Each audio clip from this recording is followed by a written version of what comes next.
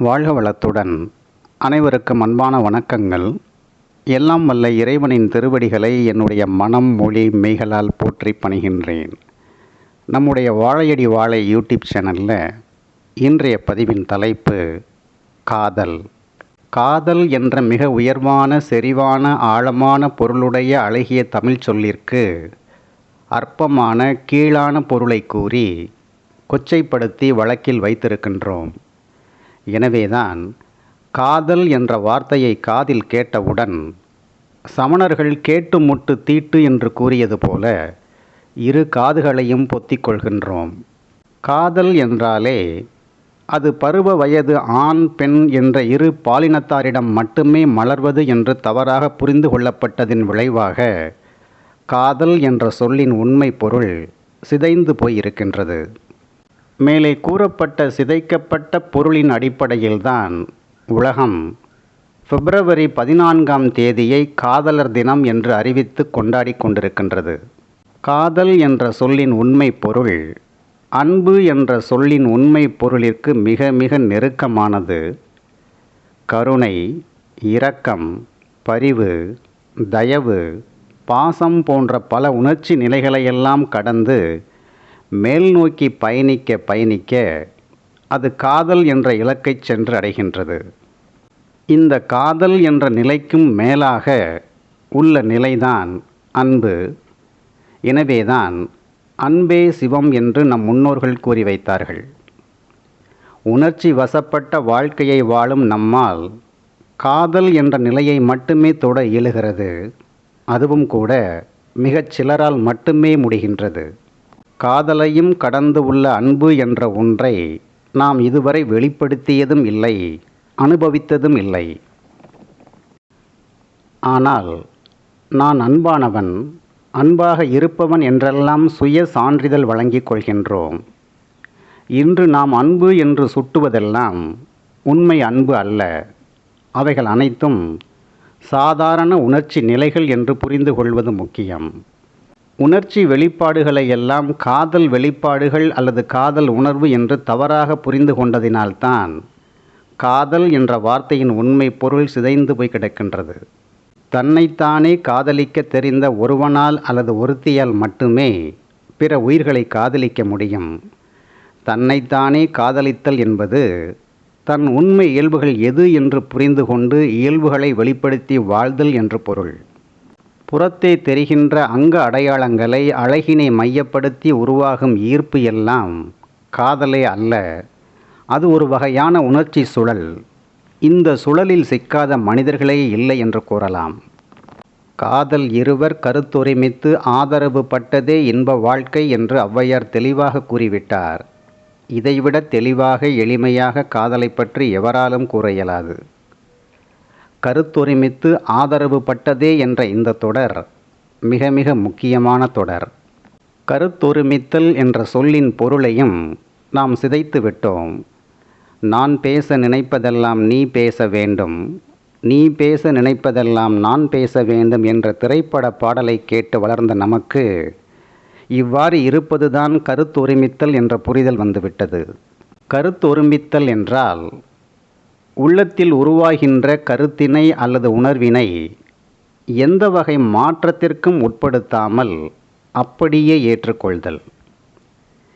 எந்த இரு நபர்கள் நிபந்தனைகளற்று இவ்வாறான ஏற்புடைமையில் இருக்கின்றார்களோ அந்த இரு நபர்களும் கருத்தொருமித்து இருக்கின்றார்கள் என்று பொருள். ஆனால் இன்று என்ன நடக்கின்றது? பிறரின் உண்மை இயல்புகளை அப்படியே ஏற்காமல் அவைகளை தங்களுக்கு சாதகமாக்கிக் கொள்ளும் தன் முனைப்பு இரு பாலினத்தாரிடமும் மிகுதியாக இருக்கின்றது. பிறரின் உரிமைகளை பறித்து இயல்புகளையும் ஏற்க மறுத்து இணைந்து வாழும் வாழ்க்கையில் காதல் எங்கே இருக்கும்? இன்பம் எப்படி நிலைக்கும்? அபரிமிதமான பயன் நோக்கங்களுடன் கொள்ளும் தொடர்புகளை எல்லாம் உறவு என்று பெயரிட்டு பாசாங்கு வாழ்க்கை வாழ்கின்றோம். கருத்தொருமித்து ஆதரவு பட்டதே இன்பம் என்ற ஔவையாரின் கூற்றில் உள்ள ஆதரவு என்ற சொல்லின் பொருள் நிபந்தனைகளற்ற அரவணைப்பு ஆகும். ஒரு ஆணும் பெண்ணும் பிறரின் இயல்புகளை சிதைக்காமல் உரிமை பறிப்பு செய்யாமல் உள்ளது உள்ளபடி ஏற்று ஏற்புடைமையில் வாழ்கின்றார்கள் என்றால் அவர்கள் இருவரும் காதலர்கள் என்று பொருள். நாங்கள் இருவரும் காதலர்கள் என்று கூறிக்கொள்ளும் இன்றைய கூட்டத்தில் உண்மை காதல் என்பது அறவே இல்லை என்று உறுதியாக கூறலாம். திரைப்படங்களில் வரும் காட்சிகளால் உணர்ச்சிகள் தூண்டப்பட்டு பாலின ஈர்ப்பு உண்டாகின்றது. இவ்வாறு வெளிப்படும் ஈர்ப்பினை காதல் என்று தவறாக புரிந்து கொண்டிருக்கின்றார்கள். அறிவு முற்று முதலாக குன்றி உணர்வு மேலிடும் பொழுதுதான் காதலை பிறக்கின்றது என்ற உண்மையை புரிந்து ஏற்றுக்கொள்ளுங்கள். உணர்வு என்றால் என்ன, உண்மை விருப்பம் என்றால் என்ன என்ற முக்கிய வினாக்களுக்கு விடை தெரியாமல் காதல் தேர்வினை பலர் எழுதுகின்றார்கள். பின்னர் தோல்வியை தழுவுகின்றார்கள். நீங்கள் ஏதேனும் ஒன்றை உண்மையிலேயே காதலிக்கின்றீர்கள் என்றால் அந்த ஒன்றினை சிதைக்கும் எண்ணமே உங்களுக்குள் எழாது.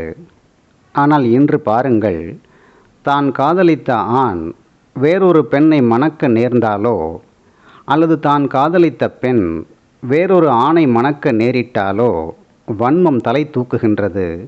சம்பந்தப்பட்டவரை தண்டிப்பது என்பது நாம் அன்றாடம் காணுகின்ற காட்சியாக இருக்கின்றது. இதை எப்படி காதல் என்று கூறுவது?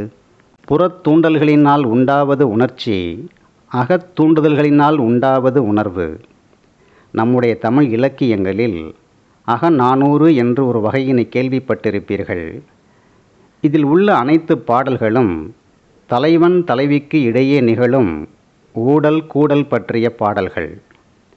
இரு நபர்களுக்கு இடையே உள்ள உண்மை உறவு மறைவாக இருக்க வேண்டும், சிதையாமல் இருக்க வேண்டும் என்பதால் தான் அனைத்து அகநானூறு பாடல்களிலும் தலைவன் தலைவி குறித்த பெயர்கள், வாழ்ந்த நிலப்பகுதி போன்ற செய்திகள் வெளிப்படையாக இருக்காது.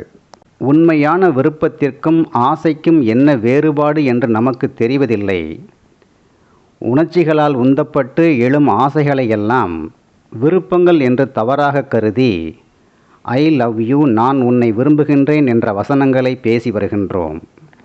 புறச்சூழலில் இணைந்து வாழும் வாழ்க்கையில் எது நிகழ்ந்தாலும் நான் உன்னை அரவணைப்பேன், உன் இயல்புகளை ஒருபோதும் சிதைக்க மாட்டேன், நிபந்தனைகள் ஏதுமின்றி அனைத்தையும் அப்படியே ஏற்பேன் என்று இருவரும் வார்த்தைகளில் கூறாமல் வாழ்ந்து காட்டுபவர்கள்தான் உண்மை காதலர்கள். எனவே காதலர்கள் தினத்தை கொண்டாடுங்கள். ஆனால் அதற்கு முன்பாக நாம் உண்மை காதலர்கள்தானா என்று நடுவு நிலையோடு சுய பரிசோதனை செய்து கொள்ளுங்கள். கருத்துரிமித்து ஆதரவு பட்டதே இன்ப வாழ்க்கை என்று வாழும் உண்மை காதலர்களின் காதலுக்கு அழிவு என்பது இல்லவே இல்லை. உண்மை இயல்புகளில் ஏற்புடைமையில் வாழாமல் காதலர் தினத்தன்று பிடித்தமானவற்றை வாங்கித் தருவது, பிடித்தமான இடங்களுக்கு அழைத்துச் செல்வது போன்ற பயன் நோக்கச் செயல்களினால் காதல் பயிரை உரம் போட்டு வளர்த்து விடலாம் என்று எண்ணுவது தவறு. பயன் நோக்கங்களை தூக்கி தூர எறிந்துவிட்டு ஒருவருடன் ஒருவர் கொள்ளும் உண்மை உறவு மட்டுமே காதல் பயிரை வளர்க்கும் உண்மை இயற்கை உரமாக இருக்கும். இயற்கை உரத்தில் வாழும் பயிர்கள் உறுதியாக இருக்கும், ஆரோக்கியத்தையும் வழங்கும். செயற்கை உரம் கொண்டு வளர்க்கப்படும் அல்லது பராமரிக்கப்படும் பயிர் பார்ப்பதற்கு செழிப்பாக தோற்றம் தரும், ஆனால் மிகுந்த துன்பத்தை தரும் என்று புரிந்து கொள்ளுங்கள். காதலித்தல் என்ற சொல் ஆண் பெண் என்ற இரு பாலினத்தாருக்கு மட்டுமே உரியது என்றும் கருதாதீர்கள். ஒரு தாய் தன் குழந்தையை காதலிக்கலாம், ஒரு சீடன் தன் குருவினை காதலிக்கலாம், ஒரு மனிதன் இயற்கையின் உறுப்புகளை காதலிக்கலாம், ஒரு பணியாளன் தான் செய்கின்ற பணியை காதலிக்கலாம். இவ்வளவு ஏன், விருப்பம் இருந்தால் இறைவனையே காதலிக்கலாம். அவ்வாறு இறைவனையே காதலித்த நம் அருளாளர்தான் மாணிக்கவாசகர், வைணவ அருளாளர் ஆண்டாள் நாச்சியார்.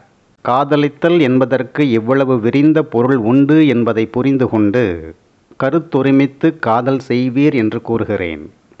கருத்தொருமித்த உண்மை காதலர்களுக்கு காதலர் தின நல்வாழ்த்துக்களை கூறி இன்றைய நாள் பதிவை நிறைவு செய்கின்றேன். அனைவருக்கும் நன்றி, வணக்கம், வாழ்க வளத்துடன். அவன் அருளாலே அவன் தாள் வணங்கும் மகிழ்ச்சியுடன் உங்கள் ராதாகிருஷ்ணன்.